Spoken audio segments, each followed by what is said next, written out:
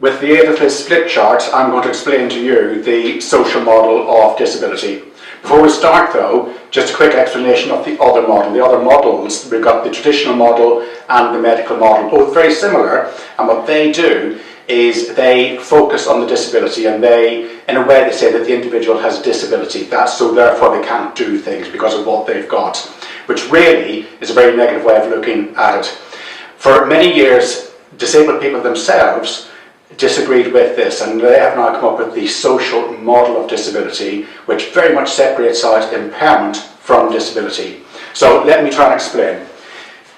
The impairment here is what the individual has, and the individual simply has a functional limitation which differs from the accepted norm. So the accepted norm in society is that everything works in a certain fashion: eyes, ears, brains, limbs, etc.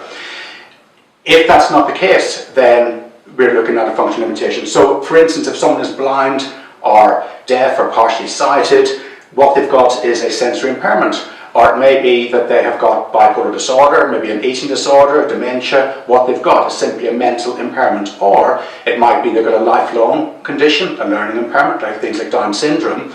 Or it could be that maybe they're missing a limb, missing limbs, maybe they're a wheelchair user. All they've got is a physical or mobility impairment.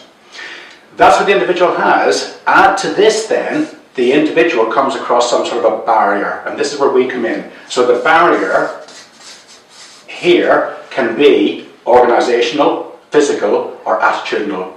Organisational, think of your own organisation or institution or business. It may be you've got policies or procedures, but what if they're written by people who just don't take into consideration the additional needs and requirements of people who've got different sorts of impairments? That in itself could be an organisational barrier.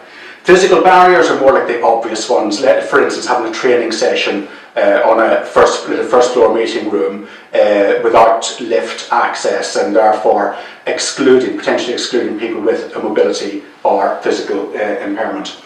And then the third is the attitudinal barrier, which is probably the most important one. This is where we've probably all done it, where you might be dealing with a customer. That customer may have, let's say, a learning disability, and they've got a support worker.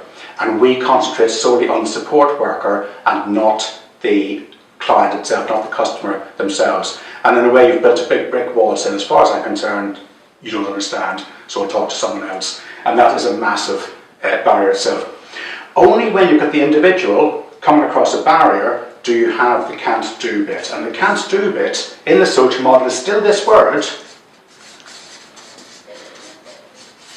but disability here is in a different context. It's not what you've got, it's what you can't do. Not being able to partake in making a complaint to the organisation, not being able to go to the pub, not being able to go on holiday, not being able to access particular areas or particular rooms. Because really, if the barriers that are placed there, not by the individual, but by society, by business, maybe by yourselves. And the nice thing about the social model is, if you can work with the individual, might be a customer, might be a colleague who's got the impairment, and if you can find out from them what their additional or specific needs are, how they want to communicate, or what the barriers are that prevent them from doing things, and the best way to do that is by asking.